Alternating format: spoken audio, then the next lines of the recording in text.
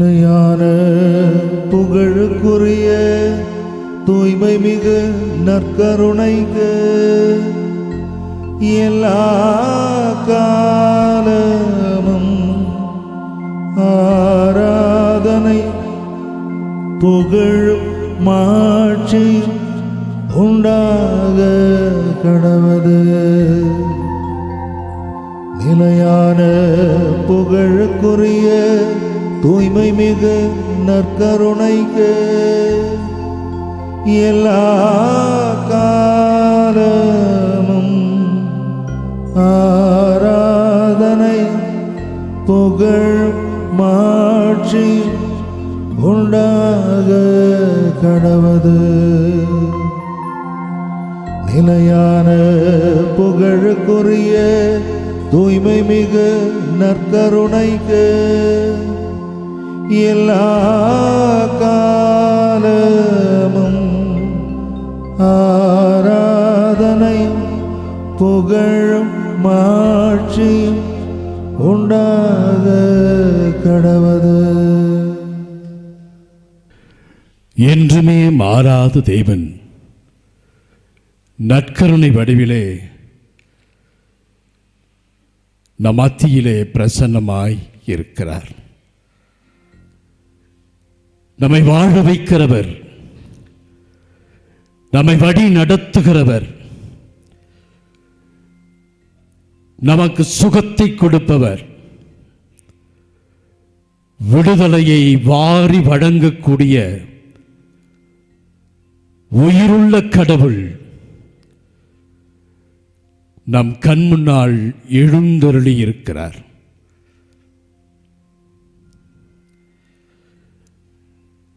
ஆண்டவர் இயேசு ஆராதனைக்குரியவர், போற்றுதற்குரியவர், நம்மை கைவிடாத கடவுள், நம் கண்ணீரை காண்கிற கடவுள், கண்ணீரை துடைக்கிற கடவுள்கள். உறவுகள் நம்மை உதாசீனப்படுத்தினாலும் நீ என்னுடைய மகன், நீ என்னுடைய மகள், என் கண்களுக்கு முன்னால் நீ விலையேற பெற்றவள், உன் பெயர்களை நான் உள்ளங்கையிலே பொறித்து வைத்திருக்கிறேன் என்று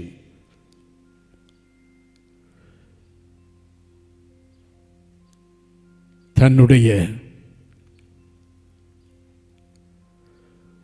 முழுமையான கையளிப்பின் வழியாக இதோ இந்த நேரத்தில் நம்ம எல்லாருக்கும் தன்னுடைய உயிருள்ள ஆசீர்வாதத்தை வழங்கக்கூடிய கடவுளாக இருக்கிறார்.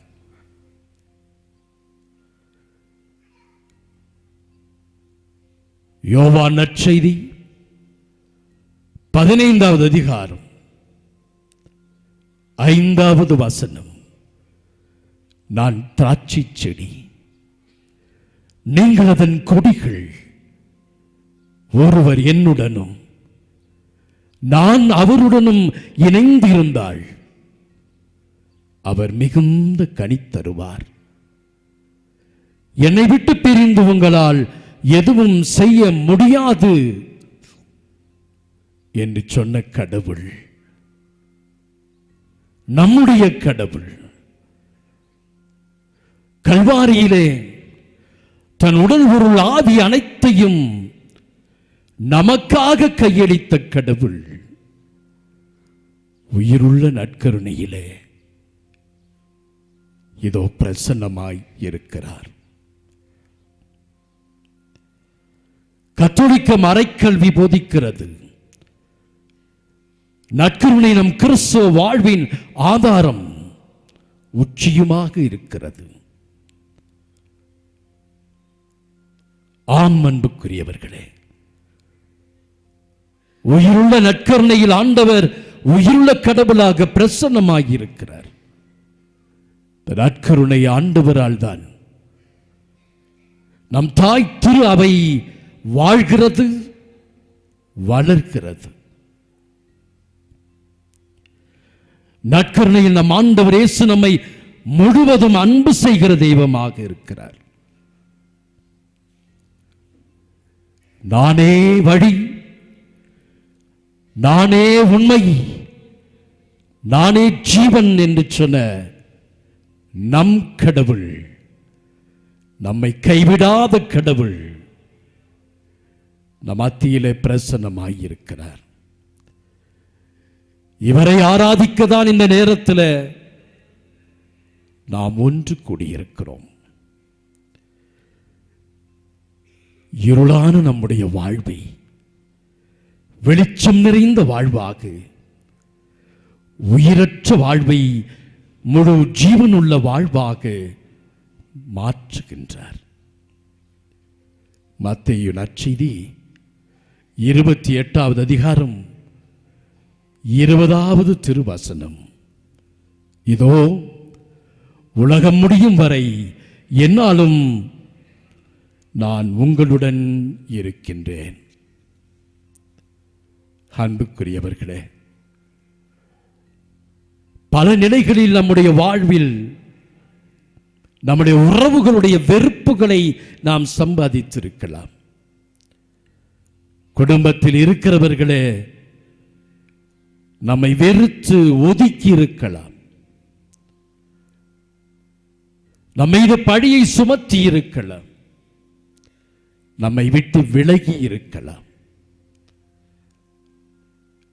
கோபத்தினால், வஞ்சகத்தினால், வைராக்கியத்தினால் நம்மை விட்டு விலகி இருக்கலாம். ஆனால் நம் நற்கருணை நாதர் எப்பொழுதுமே நம்மை விட்டு விலகுவதே கிடையாது. லூக்கா நற்செய்தி 19வது அதிகாரம் 5வது வசனத்தில் வாசிக்கிறோம். சக்கேயு என்ற மனிதன், மற்றவர்களால் புறக்கணிக்கப்பட்டவன்,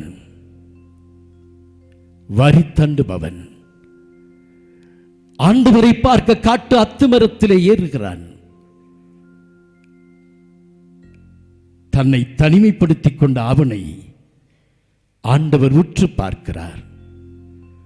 சக்கேயு, விரைவாய் இறங்கி வா, இன்று உமது வீட்டில் நான் தங்க வேண்டும். லூக்கா 19:7 சொல்லுவார்கள் அங்கே இருக்கிறவர்கள், பாவியிடம் தங்க போயிருக்கிறாரே என்று. ஆனால் ஆண்டவர் அவரை அழைத்தார். அவனும் வந்தான். ஆண்டவர் வீட்டுக்கு போனார். அவரோடு கூட இருந்தார். அவருடைய மாற்றத்தை ஆண்டவர் உணர்ந்தார். லூக்கா 19:9, இன்று இந்த வீட்டிற்கு மீட்பு உண்டாயிற்று என்று சொன்னார். ஆம் அன்புக்குரியவர்களே, நாம் எந்த நிலையில் இருந்தாலும் ஆண்டவர் நம்மை ஏற்றுக்கொள்ளுகிறார், நம்மை தாங்குகிறார், நம்மை சுமக்கிறார். நம் வாழ்வுக்கு முன்னும் பின்னும் வலபுறமும் இடபுறமும் இருந்து நம்மை பாதுகாக்கிற கடவுள், அரணாக கோட்டையாக இருந்து கண்மணி போல நம்மை காக்கிற கடவுள் நற்கருணை நாதர் நம் மத்தியிலே இருக்கிறார். என்று நம்மையும் பார்த்து சொல்லுவார், இன்று உங்களுக்கு மீட்பு உண்டாயிற்று என்று. ஆண்டவர் விரும்புவதெல்லாம் நாம் எந்த நிலையில் இருந்தாலும் நாம் அவரோடு கூட இருக்கணும். அவர் நம்மோடு கூட இருக்கணும். இதைதான் ஆண்டவர் விரும்புகின்றார். நான் திராட்சை செடி, நீங்கள் அதன் கொடிகள் என்று சொன்னாரே, அவரை பிரிந்து நம்மால் எதுவுமே செய்ய முடியாது என்ற உணர்வோடு ஆண்டவரை ஆராதிக்க, அவருடைய பிரசன்னத்தை உணர்ந்து ஆண்டவரே எங்களோடு கூட இரும், எங்கள் வாழ்வை மாற்றும் என்று சொல்லி இந்த பாடல் வழியாக ஆண்டவரை துதித்து ஆராதிப்போம். என் கூடவே இரும் ஓ இயேசுவே, நீர் இல்லாமல் நான் வாழ முடியாது. என் கூடவே இரும் ஓ இயேசுவே, நீர் இல்லாமல் நான் வாழ முடியாது. என் பக்கத்திலே இரும் ஓ இயேசுவே, நீர் இல்லாமல் நான் வாழ முடியாது. பாவம் நிறைந்த நம்முடைய வாழ்விலே, பலவீனம் நிறைந்த வாழ்விலே, இருளான நம்முடைய வாழ்க்கையிலே நாம் நட்கரை நாதர் வெளிச்சமாக வர விரும்புகிறார். வாழ்விலே இருள் சூழ்ந்த பள்ளத்தாக்கில் நாம் நடந்தாலும் தீமையான எதற்கும் நாம் அஞ்ச தேவையில்லை. ஆண்டவர் நம்மோடு இருப்பதால் வாருங்க ஆண்டவரே, நற்கருணை நாதரே, என்னோடு கூட இருங்க, இருளானுடைய வாழ்க்கை வெளிச்சமாக மாற்றுங்க, உயிரற்ற வாழ்க்கை ஜீவனுள்ள வாழ்க்கையை மாற்றுங்க என்று சொல்லி நாம் கரங்களை விரித்து பாடுவோம்.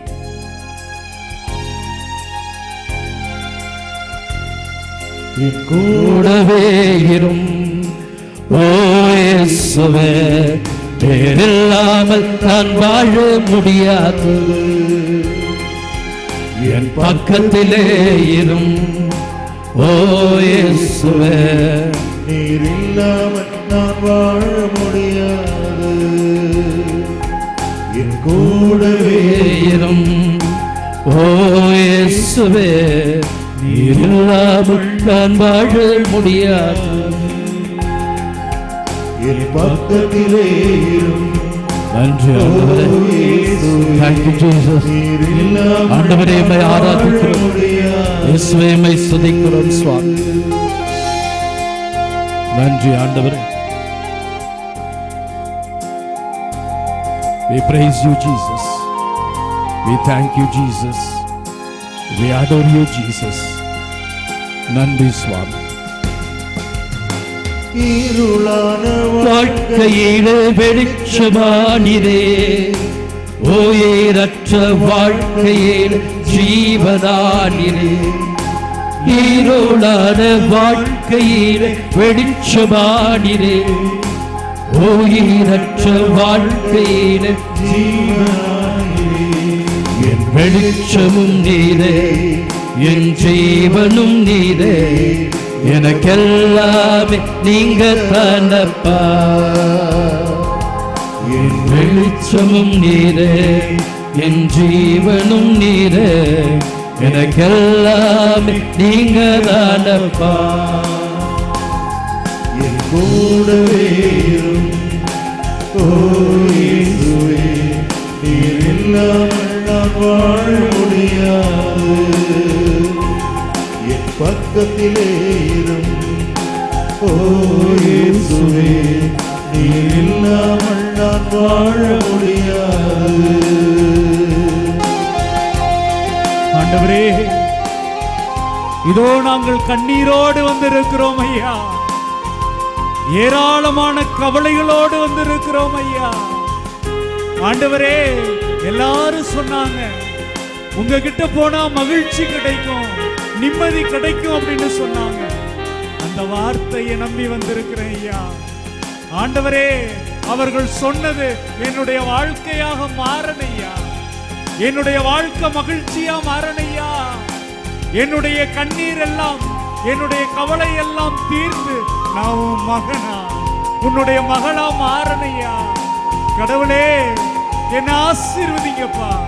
இதோ உம்மை தேடி வந்திருக்கிற எனக்கு உங்களுடைய அனுபவத்தை தாங்கப்பா. நீங்க தான் என்னுடைய தாய், நீங்க தான் என்னுடைய தந்தை என்கிற அற்புதமான உணர்வை இந்த நேரத்தில் எனக்கு தாங்கப்பா. இயேசுவே தாரும் ஐயா, தாரும் ஐயா. எழுந்து நின்று நாம் பாடுவோமா? எழுந்து நிற்போம். கண்ணீர் சிந்தும் நேரத்தில் நித்தாயுமானீரே, காயப்பட்ட நேரத்தில் நித்தகப்பனானீரே. கண்ணீர் சிந்தும் நேரத்தில் நித்தாயுமானீரே, காயப்பட்ட நேரத்தில் நித்தகப்பனானீரே. அம்மாவும் நீரே, என் அப்பாவும் நீரே, எல்லாமே நீங்கதானப்பா. என் அம்மாவும் நீரே, என் அப்பாவும் நீரே, எனக்கு எல்லாமே நீங்கதானப்பா. என் கூடவே இரும் ஓ இயேசுவே, நீர் இல்லாமல் நான் வாழ முடியாது.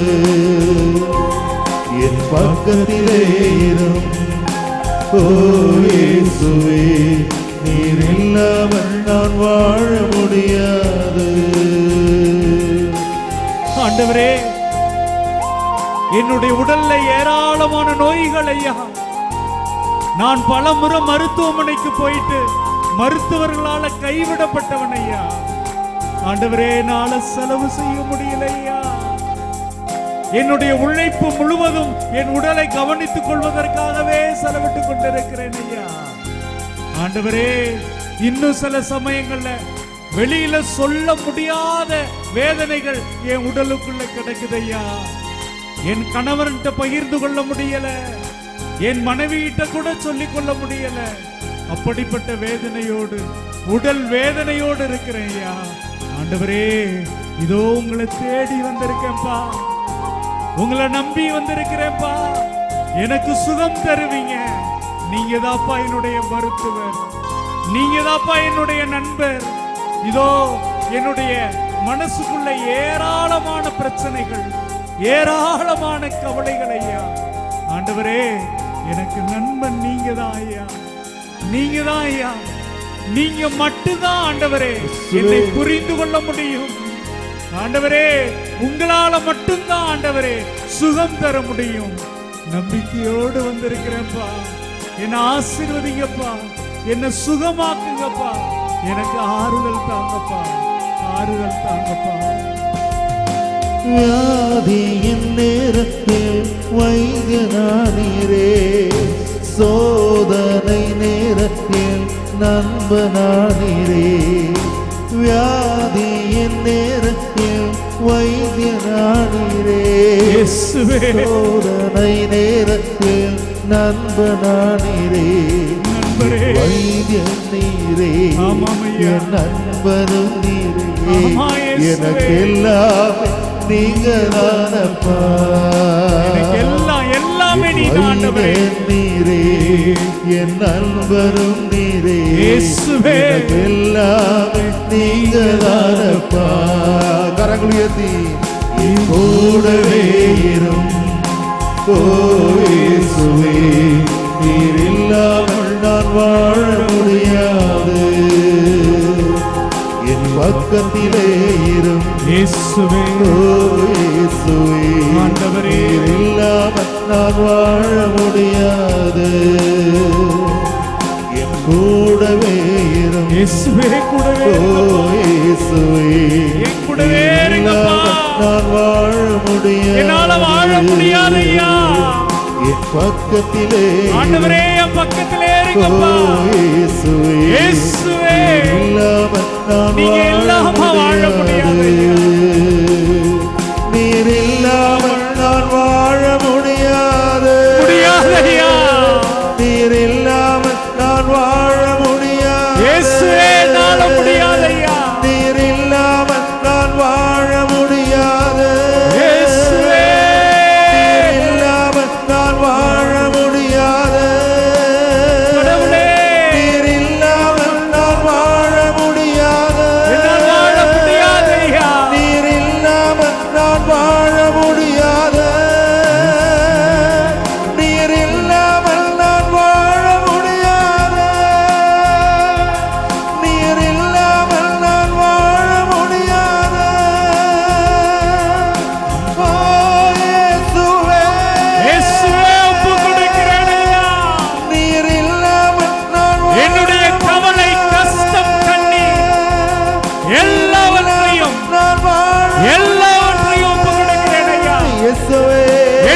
துன்பங்கள் வேதனை ஒவ்வொன்றையும் ஒப்பு கொடுக்கிறேன் ஆண்டவரே. இதோ என்னுடைய குடும்பத்தை ஒப்பு கொடுக்கிறேன் ஆண்டவரே. என்னுடைய குடும்பத்தில் சமாதானம் இல்லாத தருணங்களை ஒப்பு கொடுக்கிறேன் ஆண்டவரே. என் குழந்தைகளை ஒப்பு கொடுக்கிறேன் ஆண்டவரே. என்னுடைய கணவனை ஒப்பு கொடுக்கிறேன் ஆண்டவரே. என் மனைவியை ஒப்பு கொடுக்கிறேன் ஆண்டவரே. என் அன்பு குழந்தைகளை ஒப்பு கொடுக்கிறேன் ஆண்டவரே. என்னுடைய பணிகள் எல்லாவற்றையும் ஒப்பு கொடுக்கிறேன் ஆண்டவரே. ஆண்டவரே, என் எதிரிகளை ஒப்பு கொடுக்கிறேன் ஆண்டவரே. என்னுடைய நோய்களை ஒப்பு கொடுக்கிறேன் ஆண்டவரே. என்னுடைய பலவீனங்களை ஒப்பு கொடுக்கிறேன் ஆண்டவரே. நான் தொழில் செய்கிற இடங்களை ஒப்பு கொடுக்கிறேன் ஆண்டவரே. ஆண்டவரே, ஆசீர்வதியும் ஆண்டவரே. வல்லமை உள்ள தெய்வமே ஆசீர்வதியும் ஆண்டவரே. நல்லவரே ஆசீர்வதியும் ஆண்டவரே. தெய்வீக மருத்துவரே ஆசீர்வதியும் ஆண்டவரே. வழி நடத்துகிற வல்லலே ஆசீர்வதியும் ஆண்டவரே. ஒப்பு கொடுக்கிறோம் ஆண்டவரே. தேவனுடைய ஆட்டுக்குட்டியே ஒப்பு கொடுக்கிறோம் ஆண்டவரே. என்னுடைய பாவங்களை எல்லாம் ஒப்பு கொடுக்கிறேன் ஆண்டவரே. ஆசீர்வதியும் ஆண்டவரே. வழி நடத்தும் ஆண்டவரே. நான் உன்னுடைய மகனாக மாற வேண்டும். ஆமென். நான் உன்னுடைய மகளாக மாற வேண்டும். ஆமென். ஆண்டவரே, உன் கூடவே தங்கி இருக்க வேண்டும். இயேசுவே, ஆசீர்வதியும் ஆண்டவரே. ஆசீர்வதியும் ஆண்டவரே. ஆசீர்வதியும் ஆண்டவரே. ஆசீர்வதியும். இயேசு கிறிஸ்துவின் அன்பு என்றும் மாறாதது. இயேசு கிறிஸ்துவின் மாறா கிருபை என்றும் குறையாதது. ஆமென், ஆமென். இயேசு கிறிஸ்துவின் மாறா கிருபை என்றும் குறையாதது. ஹல்லேலூயா. பாவி என்றுன்னை அவர் தள்ளவே மாட்டார். நன்றி இயேசுவே. ஆவலாய் உன்னை இயேசு அழைக்கின்றாரே. நன்றி ஆண்டவரே. பாவி என்றுன்னை அவர் தள்ளவே மாட்டார். இயேசுவே. ஆவலாய் உன்னை இயேசு அழைக்கின்றாரே. நன்றி ஆண்டவரே. தயங்கிடாதே, தாவியோடி வா. தந்தை இயேசுவில் தஞ்சம் கொள்ளவா. ஆண்டவரே, தந்தை இயேசுவில் தஞ்சம் கொள்ளவா. இயேசு கிறிஸ்துவின் அன்பு என்றும் மாறாதது. இயேசு கிறிஸ்துவின் மாறா கிருபை என்றும் குறையாதது. இயேசு கிறிஸ்துவின் மாறா கிருபை என்றும் குறையாதது. நன்றி ஆண்டவரே. நன்றி ஆண்டவரே. நன்றி ஆண்டவரே. அன்பார்ந்தவர்களே, உங்களுடைய விவிலியத்தை எடுத்துக்கொள்ளுங்கள்.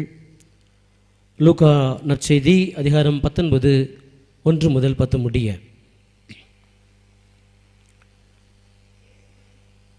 படிப்போம். இயேசு எரிகோவுக்கு சென்று அந்நகர் வழியே போய்க் கொண்டிருந்தார். இயேசு எங்கே போயிட்டு இருக்காரு? எரிகோ நகர் வழியாய் சென்று கொண்டிருக்கிறார். அங்கே சக்கேயு என்னும் பெயருடைய செல்வர் ஒருவர் இருந்தார். அவர் வரி தண்டுவோருக்கு தலைவர். அன்பார்ந்தவர்களே, பெயர் என்ன? அவருடைய பெயர் என்ன? சக்கேயு. சக்கேயுக்கு மீனிங் தெரியுமா இருக்காது?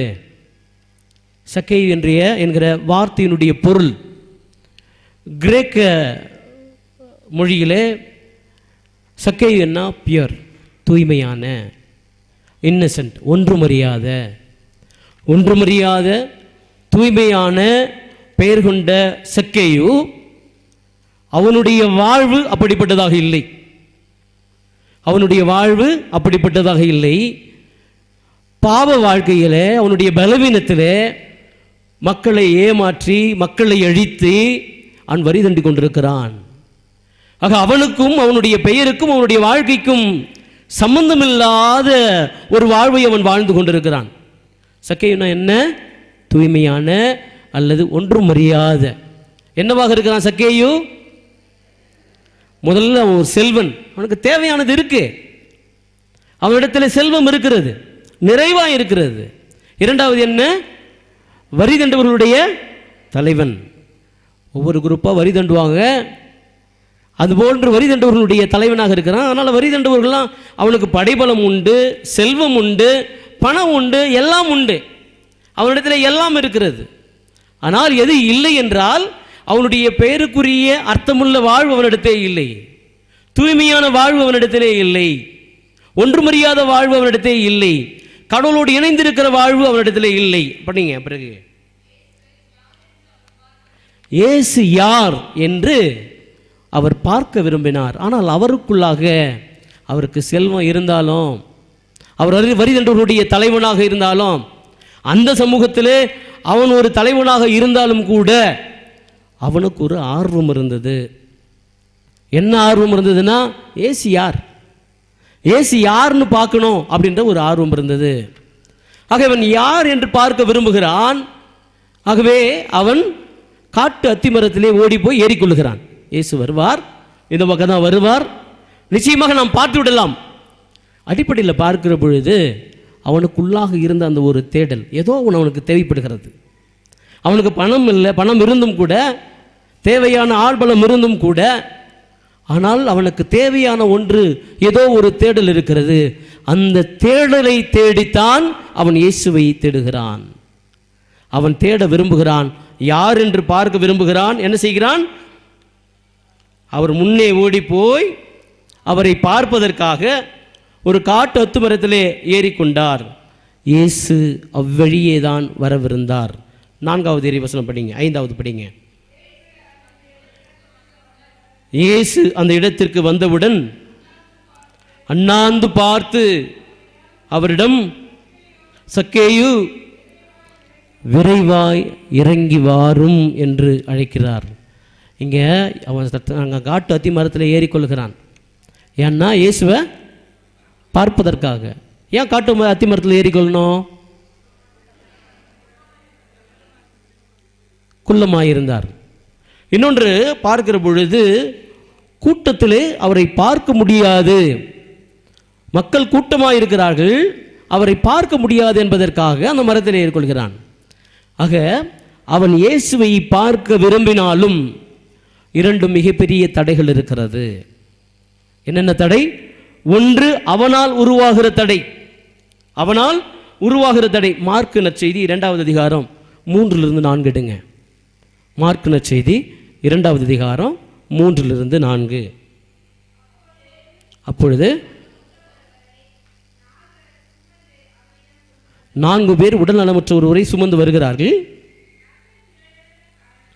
மக்கள் திரண்டிருந்த காரணத்தினால், என்ன காரணம்? மக்கள் திரண்டிருந்த காரணத்தினால்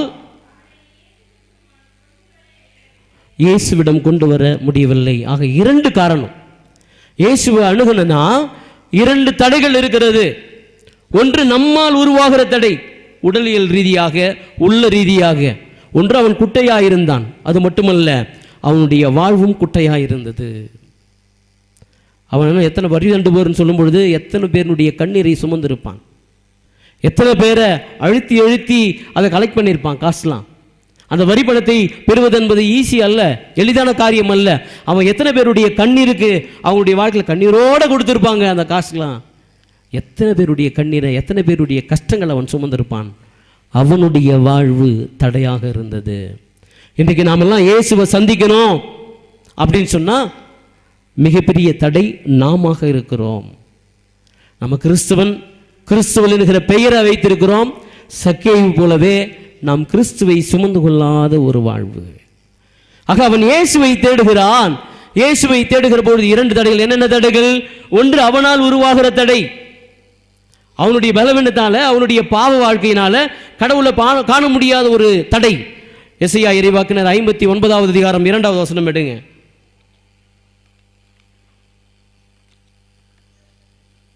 இறைவாக்கினர் எசையா 59:2. உங்கள் தீச்செயல்களே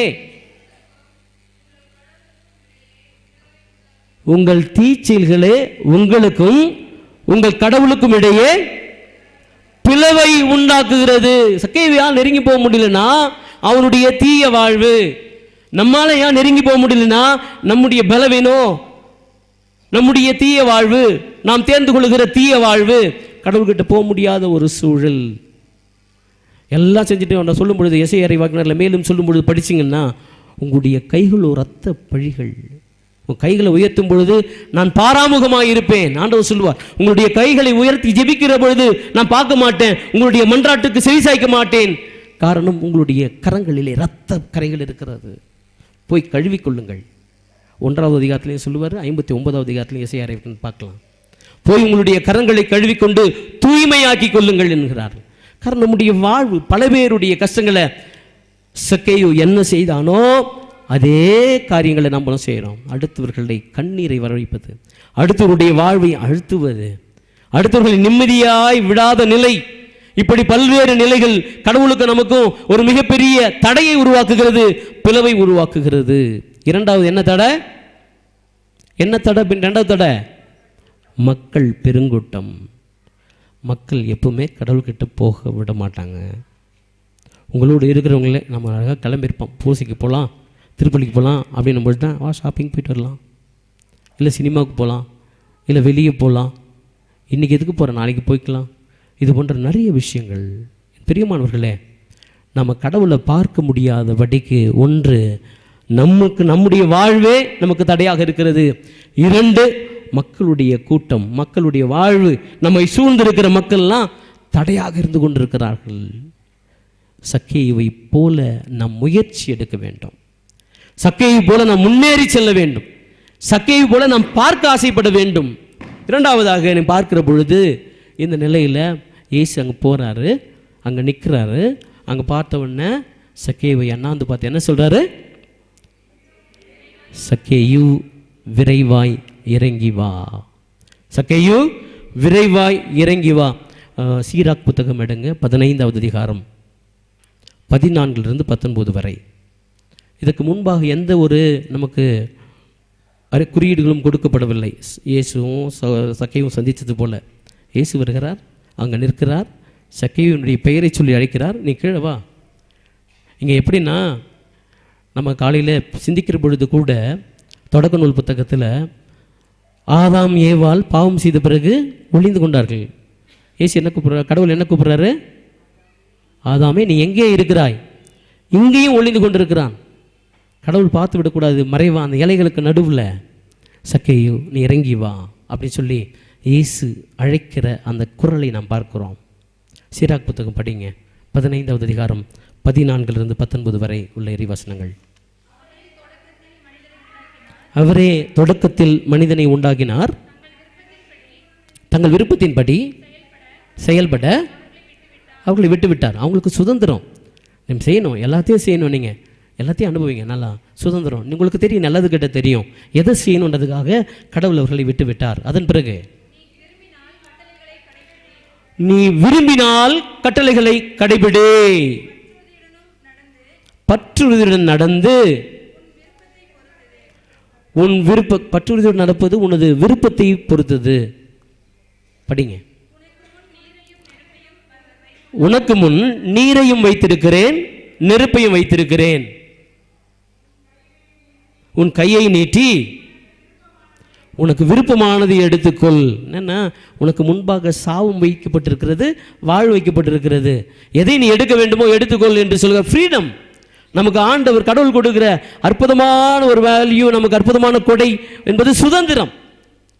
ரொம்ப ஃபோர்ஸ் பண்ணல, நீ சூஸ் பண்ணிக்கோ அப்படி சொல்லி கொடுக்குற. அடுத்தது, மனிதர் முன் வாழ்வும் சாவும் வைக்கப்பட்டிருக்கிறது. எதை அவர்கள் விரும்புகிறார்களோ அதுவே அவர்களுக்கு கொடுக்கப்படும். பிறகு இங்கே முக்கியம், நம்ம நினச்சிக்குவோம் கடவுளுக்கு எதுவும் தெரியாது. சக்கையை கூட அப்படி தான் போய் மறைஞ்சிக்கிட்டு நம்ம பார்த்துடலாம், மறைஞ்சிக்கிட்டு பார்த்துக்கலாம் தான் போயிருப்பான். இயேசு பார்த்துட்டு தானே போயிருப்பான். இங்கே கடவுளுடைய ஞானம் பெரிது. அப்புறம் அவர் ஆற்றல் மிக்கவர். கடவுளுடைய ஞானம் பெரியது. எல்லாம் சொல்லுங்க, கடவுளுடைய ஞானம் பெரியது. சொல்லுங்க,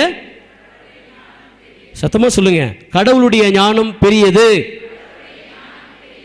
இன்னும் சத்தமா, கடவுளுடைய ஞானம் பெரியது. அடுத்த வார்த்தை, அவர் ஆற்றல் மிக்கவர். சொல்லுங்க சொல்லுங்க. முதல்ல என்ன? கடவுளுடைய ஞானம் பெரியது, கடவுள் ஆற்றல் மிக்கவர். மூன்றாவது படிங்க, அவர் அனைத்தையும் காண்கிறார். ஆண்டவருக்கு முன்பாக யாரும் ஒளிந்து கொள்ள முடியாது, யாரும் ஏமாற்ற முடியாது. ஆடா என் பாஸ்வேர்டை எங்கள் அப்பா அம்மாவே கண்டுபிடிக்க முடியும்னு நினைப்பேன். இது யார் பார்க்க போகிறா? என் பாஸ்வேர்டை, ஃபோனில் இருக்க பாஸ்வேர்டை யாரும் கண்டுபிடிக்க முடியாது. கடவுள் எல்லாவற்றையும் காண்கிறார்.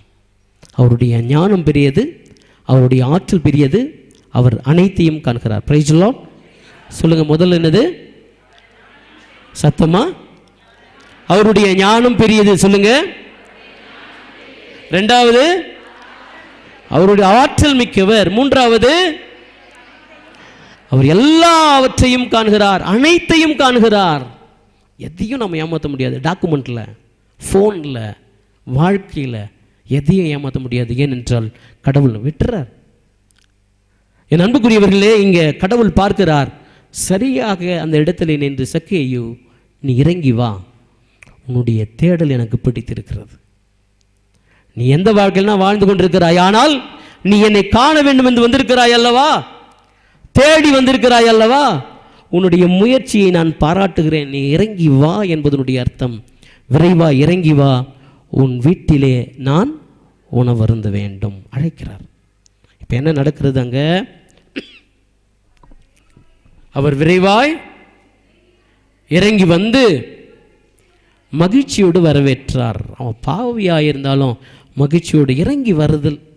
சக்கையை செய்த இன்றைக்கு சக்கை வீட்டில் இன்று உன் வீட்டிற்கு மீட்பு உண்டாயிற்று. எப்படி மீட்பு உண்டாகிறது? கடவுளை தேடுதல் மட்டுமல்ல, கடவுளை அழைத்தல், கடவுளை கூப்பிடுறது, கடவுளை வரவேற்றல். அதற்கு மேலே உன்னுடைய நிலையிலிருந்து எப்போ இறங்கி வரையோ அப்போ தான் கடவுளை தேட முடியும். நான் தான் அழகு, நான் தான் அறிவாளி, நான் தான் பெரியவன், நான் சொல்கிறது தான் நடக்கணும், எனக்கு தான் தெரியும், எனக்கு தான் அனுபவம் உண்டு, நீ ஒரு காலம் நினைச்சாலும் ஆண்டவரோடு ஐக்கியமாகிவிட முடியாது. நீ எப்போ இறங்கி வருகிறாயோ அப்பொழுதுதான் கடவுளை காண முடியும், கடவுளோடு உறவாட முடியும், கடவுளோடு உணவருந்த முடியும். திருவெளிப்பாட்டு புத்தகத்தில் அழகாய் சொல்வார் கடவுள், நான் உன்னுடைய வீட்டை தட்டி கொண்டிருக்கிறேன், உன்னுடைய வீட்டின் கதவுகளை கட்டி கொண்டிருக்கிறேன்.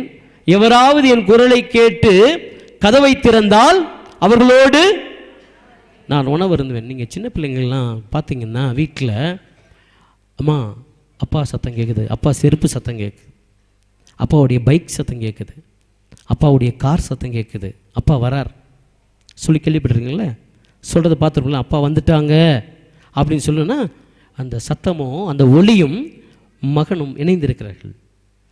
எப்போ நம்ம கடவுளுடைய குரலை கேட்கிறோமோ அவருடைய குரல் அழைத்து கொண்டே இருக்கிறார். உன் கதவை தட்டி கொண்டே இருக்கிறேன், உன் கதவை நான் தட்டி கொண்டிருக்கிறேன், நீ இறங்கி வந்தால் நான் உன்னோடு உணவு அருந்துவேன். எப்போ கேட்குற? இன்றைக்கு நம்ம கேட்பதெல்லாம் என்ன? சில பேர்லாம் என்னுடைய இதில் சொல்கிறேன், ஆரம்பித்தாங்கன்னா சாயந்தரம் 6 மணிக்கு டிவி ஆரம்பித்தாங்கன்னா 11:30 மணிக்கு அவங்க முடிக்கிறது. எல்லாம் ஒட்டு மொத்த சீரியல் நடுவில் வந்து உட்கார்றது, நடுவில் எல்லாம் பிள்ளைங்களை உட்கார வைக்கிறது. ஒட்டுமொத்தமாக நான் ரொம்ப மிகைப்படுத்தி பேசவில்லை, நடக்கிற நிகழ்வுகள், என்னிடம் வந்த நிகழ்வுகளை சொல்கிறேன். என் அன்புக்குரியவர்கள், யாருடைய சத்தமாக கேட்குறோம்? கடவுள் வெளிப்படையாக சொல்லுகிறார், உன்னுடைய கதவை நான் தட்டி கொண்டே இருக்கிறேன், உன்னுடைய கதவை நான் தட்டி கொண்டே இருக்கிறேன், யாராவது என் குரலை கேட்டு கதவை திறந்தான் அவர்களோடு உணவு அருந்துவேன். உணவு அருந்துவது உன்னதமான அடையாளம். இன்றைக்கு கூப்பிட்றார், இறங்கி வா உன்னோட உணவுன்னு சொன்ன இறங்கி வரான், வேகமாக இறங்கி வந்து வரவேற்கிறான். அதன் பிறகு எல்லாம் முணுமுணுக்கிறாங்க. வழக்கமாக இந்த மக்கள் எப்பவுமே தடையாக இருப்பாங்க. சொன்னேன் இல்லையா, 2வது தடை என்ன? மக்கள் தடையாக இருப்பாங்க. ஒரு தடை நம்முடைய பாவம், நம்முடைய பலவீனம், நாம் செய்கிற காரியங்கள், நம்முடைய பாவ இயல்பு, நம்முடைய பொறாமை, மற்ற காரியங்கள். இன்னொன்று என்ன? மக்கள். இன்னைக்கு பாருங்க, என்ன பாவி வீட்டில் போய் சாப்பிட போறாரு, அங்கே போய் உணவு அருந்த போறாரு, இவரையும் அங்கே போறாரு என்று முணுமுணுத்தனர். 8வது வசனம் படிங்க. சக்கேயு எழுந்து நின்று, ஆண்டவரே, என் உடைமைகளில் பாதியை ஏழைகளுக்கு கொடுத்து விடுகிறேன். அப்புறம் எவர் மீதாவது பொய் குற்றம் சுமத்தி எதையாவது கவர்ந்திருந்தால் நான் அதை 4 மடங்காக திருப்பி கொடுத்து விடுகிறேன். ஒன்று என்ன ஏன் சொல்றாரு, ஆண்டவரே என் சொத்துல பாதியை ஏழைகளுக்கு கொடு. நல்ல சொத்து, பணம் நிறைய, பாதி கொடுத்துட்றேன். யாருக்கு ஒரு மனசு? மனமாற்றத்தினுடைய அடையாளம் அது. அர்த்தமான ஒரு மீட்பு என்பது இதுதான். அர்த்தமான ஒரு தவக்காலம் என்பது, அர்த்தமான ஒரு நற்கருணை ஆராதனை என்பது இறங்கி வருதலுடைய அடையாளம். இயேசுனுடைய குரலை கேட்பது, அவரோடு உண்பது, உரையாடுவது, என்னுடைய நிலையிலிருந்து இறங்கி வருவது, மாறி வருவது. ஆக நம்ம எப்படிலாம் சக்கேயு போல நம்முடைய வாழ்வுக்கும் கிறிஸ்து வாழ்க்கும் சம்மந்தமில்லாத காரியங்கள்லாம் செய்திருக்குன்னு நினச்சி பார்ப்போம்.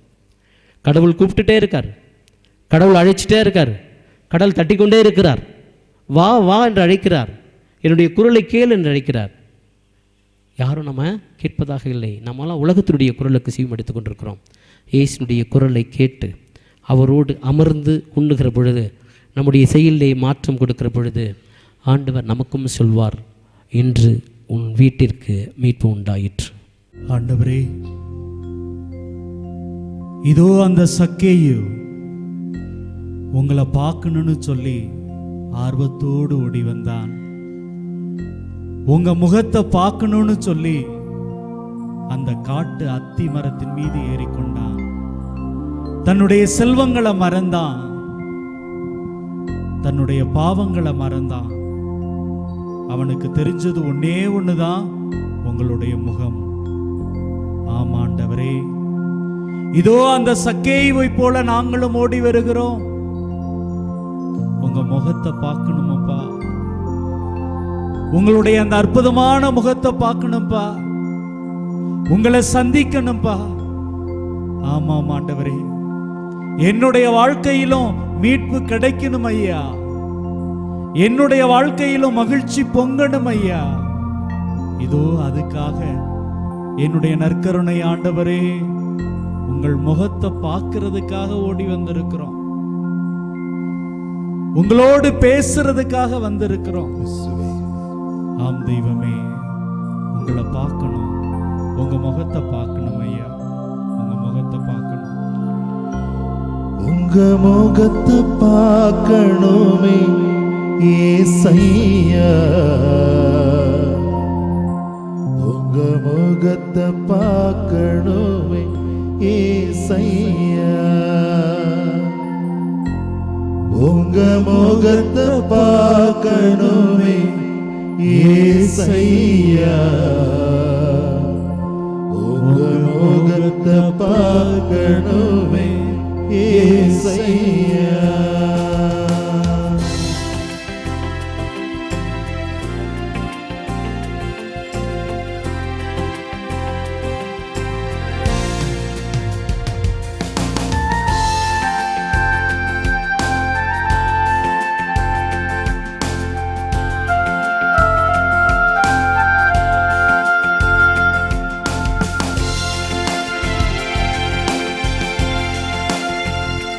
உங்க முகத்தை பார்க்கணுமே ஏசையா, உங்க முகத்தை பார்க்கணுமே ஏசையா, உங்க முகத்தை பார்க்கணுமே ஏசையா, உங்க முகத்தை பார்க்கணுமே ஏசையா.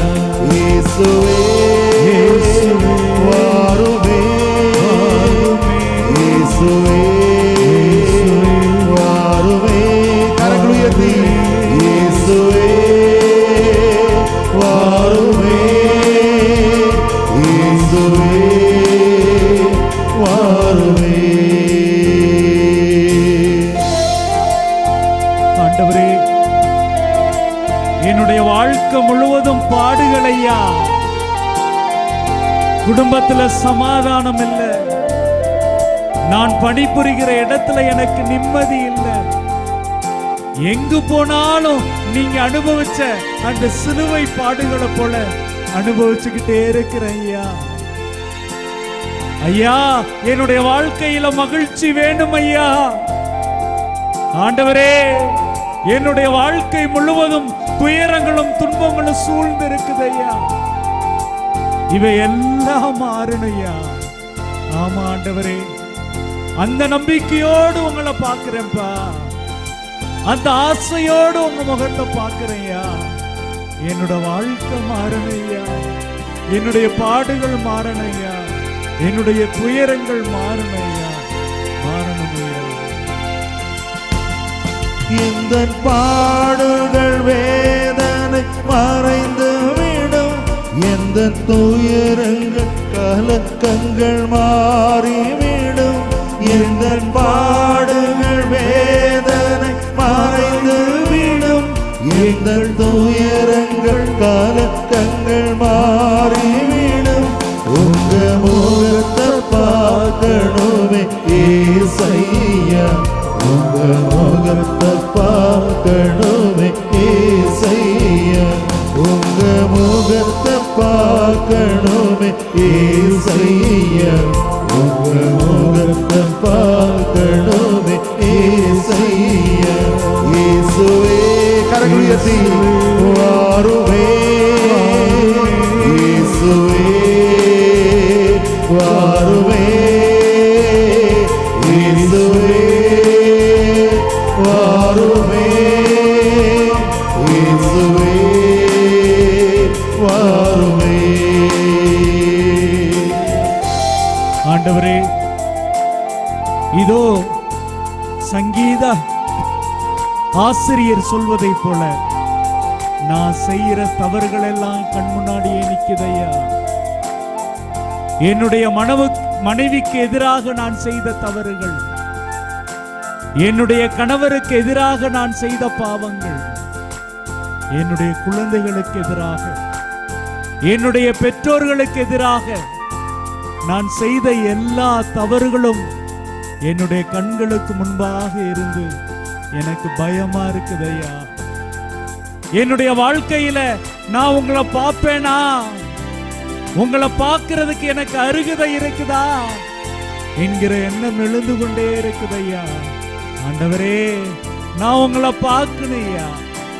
என்னுடைய பாவத்தினுடைய கட்டுகள் எல்லாம் நீங்கணும் ஐயா. ஆம் ஆண்டவரே, ஆண்டவரே, என்னை தூய்மையாக்குங்க ஐயா. எனக்காக இறந்தவரே, எனக்காக இரத்தம் சிந்தியவரே, என்னுடைய பாவ கரைகளை என்னிடமிருந்து அகற்றும் ஐயா, அகற்றும் ஐயா. எங்கள் பாவத்தின் கட்டுகள் உடைந்து விடும், எங்கள் மனதில் அமைதியை தந்து விடும். எங்கள் பாவத்தின் கட்டுகள் உடைந்து விடும், எங்கள் மனதில் அமைதியை தந்து விடும். உங்க முகத்தை பார்க்கணுமே ஏசையா, உங்க முகத்தை பார்க்கணுமே ஏசையா, உங்க முகத்தை பார்க்கணுமே ஏசையா, உங்க முகத்தை பார்க்கணுமே ஏசையா. இயேசுவே, கரங்கள் உயர்த்தி பாடுவோம். வாருமே சத்தமாக, இயேசுவே வாருமே,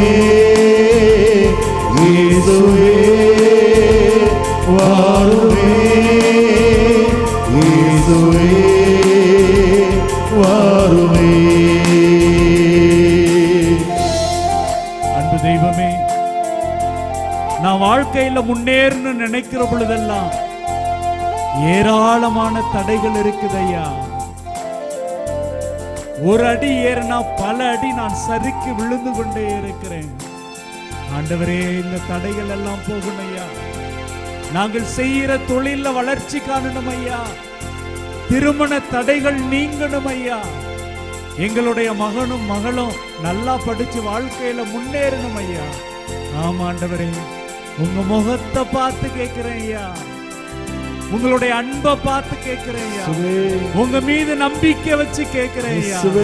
எல்லாத்தையும் உடைச்சி போடுங்க ஆமென். ஆண்டவரே, அன்னைக்கு அந்த எரிக்கோ மதில்கள் அற்புதமான துதியினால் உடைந்தது. இதோ இன்னைக்கு உங்களுக்கும் எனக்கும் இடையில இருக்கிற அனைத்தும் நொறுங்கணும் ஆண்டவரே, உடைக்கப்படணும் ஆண்டவரே.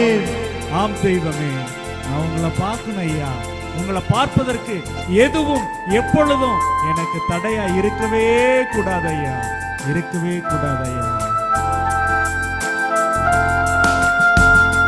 யோர்தான் வெள்ளங்கள் விலகிவிடும், எரிகோவின் மதில்களும் இடிந்து விடும். யோர்தான் வெள்ளங்கள் விலகிவிடும், எரிகோவின் மதில்களும் இடிந்து விடும். உங்க முகத்தை பார்க்கணுமே ஏசையா, உங்க முகத்தை பார்க்கணுமே ஏசையா, உங்க முகத்தை பார்க்கணுமே ஏசையா, உங்க முகத்தை பார்க்கணுமே ஏசையா. இயேசுவே வாருமே, கரங்கள் உயர்த்தின பாடுவோம். இயேசுவே வாருமே, இயேசுவே வாருமே, இயேசுவே வாருமே, இயேசுவே வாருமே, இயேசுவே வாருமே, இயேசுவே வாருமே. வாருமையா,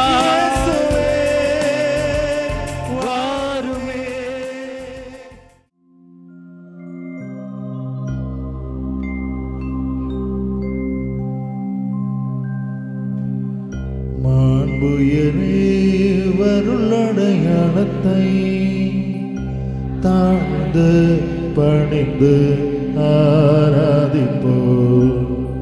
பழைய நியம முறைகள் அனைத்தும்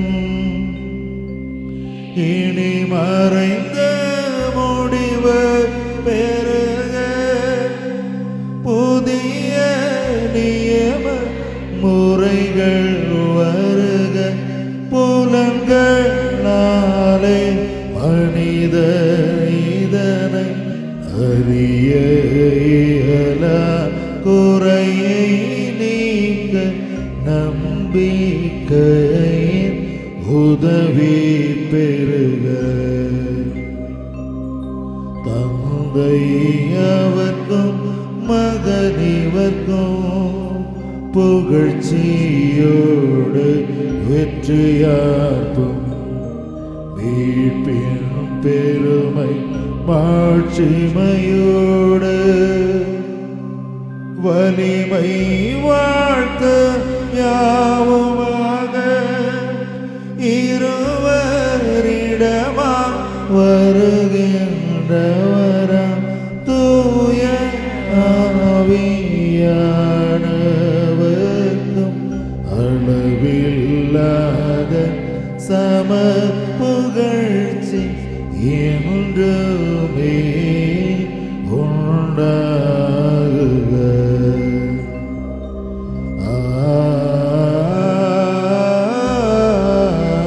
ஆமென். மன்றாடுவோமாக. இறைவா, இந்த வியப்புக்குரிய அருட்சாதனத்திலே உம்முடைய திருப்பாடுகளின் நினைவை எங்களுக்கு விட்டு சென்றி உமது திருவுடல் திரு ரத்தம் இவற்றின் மறைபொருளை வணங்கும் நாங்கள் மீட்பின் பலனை இடைவிடாமல் அனுபவிக்க அருள் புரியுமாறு உம்மை மன்றாடுகின்றோம். என்றென்றும் வாழ்ந்து ஆட்சி செய்கின்றவர் நீரே.